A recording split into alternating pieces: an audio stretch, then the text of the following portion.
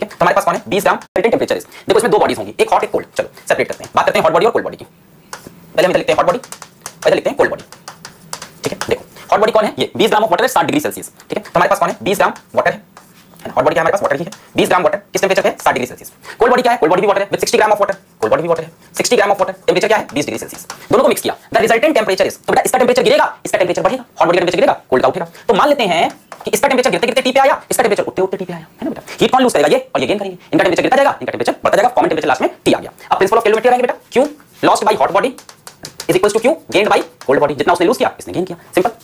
अब Q by hot body क्या होगा बेटा, mass of water this side, specific heat capacity of water, और टेंपरेचर कितना गिरा बेटा 60 माइनस टी। इस तरफ बेटा Q of cold body, mass of water इस तरफ भी, एक मिनट बेटा Q क्या होता है mc डेल्टा टी, तो m कितना है 20, c कितना होगा specific capacity of water, c लिख लो, डेल्टा टी कितना होगा बेटा 60 माइनस टी। कोल्ड बॉडी की बात करें बेटा, मास कितना है 60, स्पेसिफिक कैपेसिटी c, और डेल्टा टी क्या होगा बेटा, इसका टेंपरेचर बढ़ रहा है, इसका टेंपरेचर फॉल कर रहा है, इसका टेंपरेचर राइज, कोल्ड बॉडी का टेंपरेचर बढ़ेगा, हॉट का घटेगा। तो इसका डेल्टा टी बेटा क्या लिखेंगे अपन, इसका डेल्टा टी लिखेंगे t minus 20, right, 20 minus T नहीं t minus 20, clear.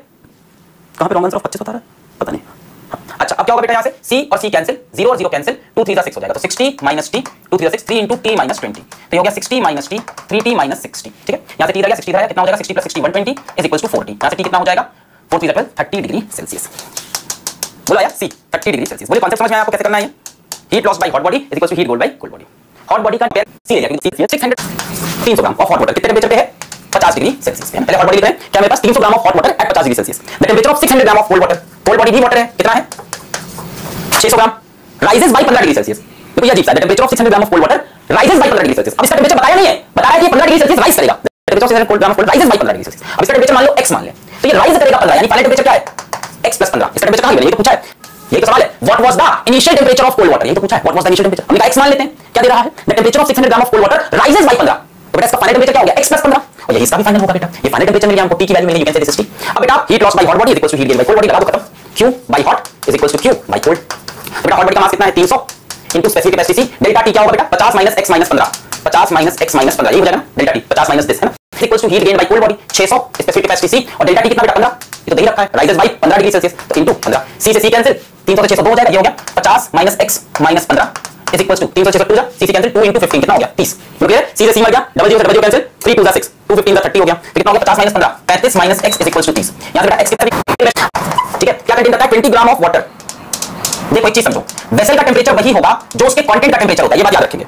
A vessel of copper of mass 0.21 kg contains 20 gram of water, contains 20 gram of water,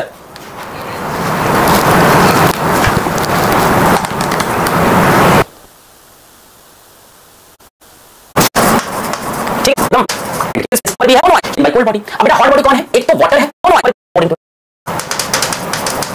100 gram of water, और बेटा किस टेंपरेचर पे है वो at 10 degree Celsius is poured into it. अब की बार hot body ये भी है और हॉट बॉडी ये भी है, और कोल्ड बॉडी सिर्फ ये है, बात समझे। अब हॉट बॉडी बढ़ गई है, कॉपर भी है, वाटर भी है, और कोल्ड बॉडी सिर्फ ये है। Find the final temperature of mixture, find the final temperature of mixture. बेटा इस बार हॉट बॉडी में ये दोनों आएंगे और कोल्ड बॉडी में सिर्फ अकेला आएगा, ठीक है, क्लियर है।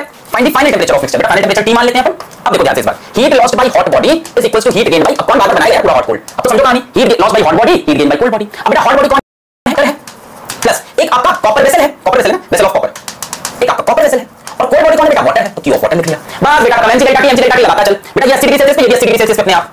अच्छा चलो स्टार्ट करते हैं वाटर से। मास कितना है 20 ग्राम, स्पेसिफिक हीट कैपेसिटी बेटा वाटर की दे रखी है, देखो ऑफ वाटर 4.2 ऑफ कॉपर 4.0.4, सो लगाते चलो 4.2 डेल्टा t। बेटा इनिशियल टेंपरेचर कितना है 80, फाइनल कितना है t, 80 से t पे गिरेगा ये हॉट बॉडी, ये दोनों क्या है हॉट बॉडी, तो 80 से t पे जाएंगे तो क्या लिखोगे 8a minus t plus copper vessel की बात करें, मास कितना है 0.21 kg, तो बेटा इसको ग्राम में कन्वर्ट कर लो, क्योंकि स्पेसिफिक कैपेसिटी किसमें दे रखी है इसकी ग्राम में, स्पेसिफिक कैपेसिटी ऑफ कॉपर ग्राम में, तो इसको ग्राम में कन्वर्ट कर लो, 0.21 kg into 1000 कर लो तो 210 ग्राम हो गया, है ना, इनको मल्टीप्लाई बाय 1000 कर लो तो 1 0 कटा 210 ग्राम, तो बेटा 210 into specific heat capacity 0.4 into delta t 80 minus t। तो बेटा इधर कोल्ड वाटर कितना है बच्चा 100 ग्राम है, तो 100 ग्राम into स्पेसिफिक कैपेसिटी 4.2 ही रहेगी, डेल्टा t बेटा इसका टेंपरेचर 10 से बढ़कर t होगा तो t ज्यादा बड़ा होगा, है ना, 10 से बढ़कर t होगा तो t ज्यादा बड़ा होगा, तो क्या लिखोगे t माइनस 10, क्लियर। ये बच्चा कह रहा है पहले जैसे जॉली मोड में पढ़ाओ, ठीक है, बिल्कुल बेटा आपको एकदम जॉली मोड में पढ़ाया जाएगा, सही है।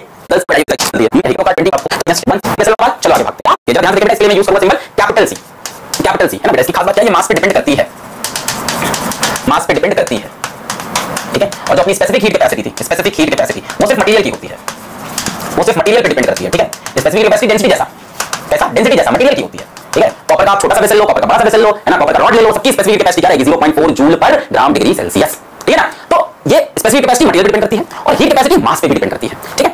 हीट कैपेसिटी सी क्या होती है बेटा? Capital C is equals to delta Q by delta T.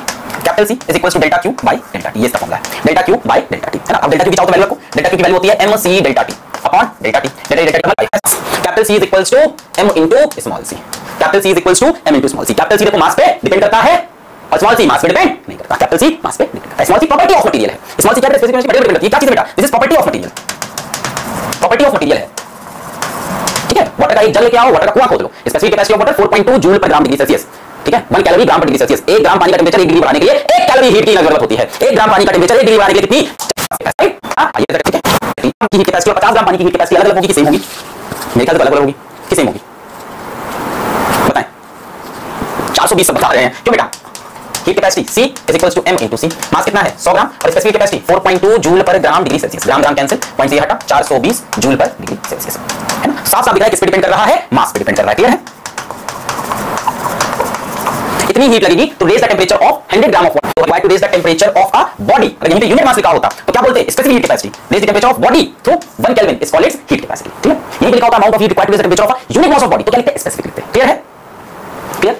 चलो नेक्स्ट 1990 क्या सवाल? Thermal capacity of 40 gram of aluminium, ये स्पेसिफिक कैपेसिटी है, यूनिट समझ में आ रहा है? 0.2 कैलोरी पर ग्राम पर केल्विन, स्पेसिफिक कैपेसिटी 0.2। हमसे क्या मांगा है? Thermal capacity. थर्मल कैपेसिटी मतलब हीट कैपेसिटी। तो बेटा C is equals to m into C, m कितना है 40 ग्राम और C कितना है 0.2 कैलोरी पर ग्राम केल्विन। तो ग्राम से ग्राम कैंसिल, ये पॉइंट हटा 0 कैंसिल, 4 2 जा 8 कैलोरी पर केल्विन। आंसर बेटा जूल में, तो 1 calorie is 4.2, so 8 into 4.2 joule per kelvin, so 2 जा 16, 8 4 जा 32 और 1 33.6 joule per kelvin. Clear? Option D 33.6। ये क्यों बता रहे हैं? एक सवाल सर ये कैसे आता है?